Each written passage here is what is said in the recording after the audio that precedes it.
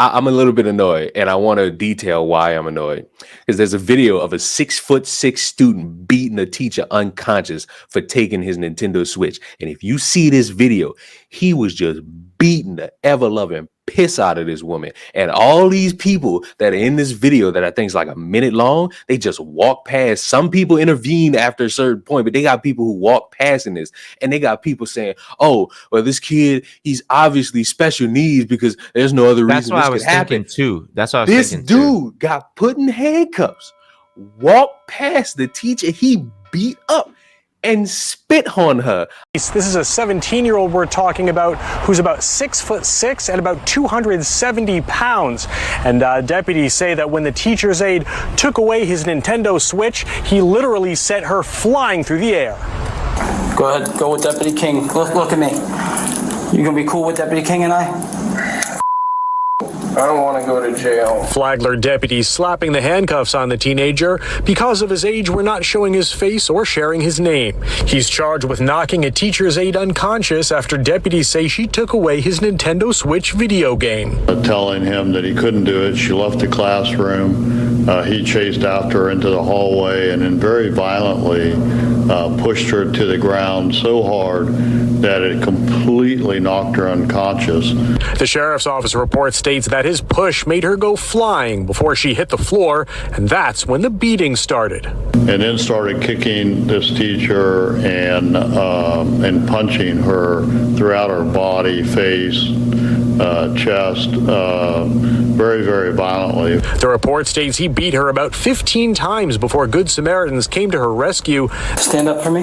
That's when SRO deputies got there. Fortunately, other students and other faculty members, administrators came and intervened. Deputies say as they walked the teen past his unconscious victim, he spat at her and threatened to come back and kill her. Parents say they're shocked. It's really sad that something like that had to happen at the school. A lot of kids don't know how to express themselves anymore. They don't speak to each other. They don't speak to anyone else. The student's been charged with felony aggravated battery and turned over to the Department of Juvenile Justice. I'm sorry. Serious? That's not special ed behavior. I get y'all want to have justifications and excuses for these children. Yes, they 6'6", but they're still teenagers, kids. They're not smart enough to know the world. I know one thing. I'm not taking that from no 6'6" individual. I gotta defend myself. I can't sit here and say, well, that kid clearly has special. I don't care about his special needs, especially if he's in handcuffs, walking past me after he done already beat me, and I'm getting spat on.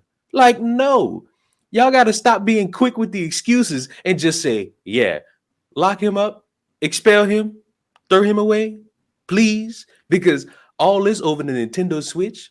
Breath of the Wild 2 did not come out yet.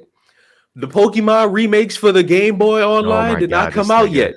None of these things on the Switch are important. What, Mario Party? What, you want to play Sonic Frontiers? Do you want to play Mario Kart 8 Deluxe for like the 5th year straight because they're adding DLC? No. You got your Switch taken because you probably wasn't supposed to have it in school anyway. You dummy, you idiot, you dork, you loser, you geek, you spaz, you moron. You're stupid.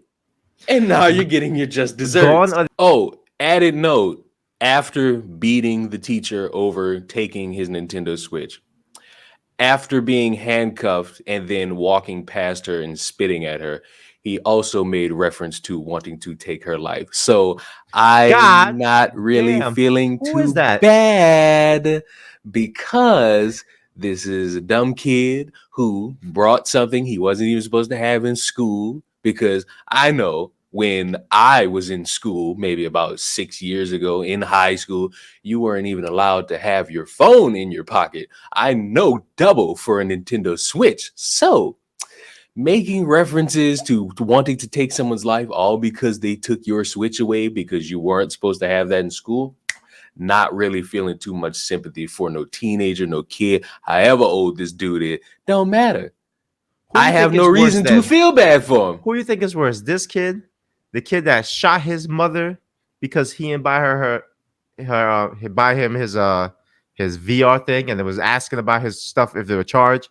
Oh, the kid over the VR. The kid over the VR. Shot the teacher in school. The kid over the VR. Absolutely the kid over the VR. And I'm going to tell you why. Because he did that. He knew full well what he was doing. They got the people who say, oh, but he's 10 years old. He don't know no better. He knew what he was doing. He tried to hide the evidence when the cops showed up. And when his grandma and I think his auntie call him while he's sitting in juvenile or man-made jail, he's like, oh, have all my technology ready. For the first time, we are hearing from the family of a 10-year-old being charged as an adult for killing his mother. This happened just more than a month ago at their home near 87th and Hemlock. Our Uba Ali joins us live now after speaking with his aunt and grandmother. And Uba, what a painful time for the family.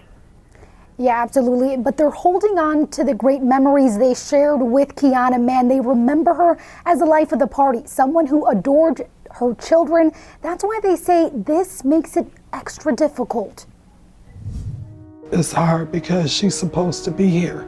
That thought keeps Laretha Mann and her family up at night. It's a tragedy that cuts deep. I can't believe he did it. Her 10-year-old grandson is accused of killing his mother, Kiana Mann, at their home in the early hours of November 21st. Detectives say the boy told them he got the gun because he was mad at his mom for waking him up at 6 in the morning and that she would not allow him to order a virtual reality headset from Amazon. Did you ever think your nephew was capable of this? No. Absolutely not. Rhonda Reed still has a hard time understanding why her nephew, according to prosecutors, planned the murder of his mother the night before. He was upset about these devices being taken.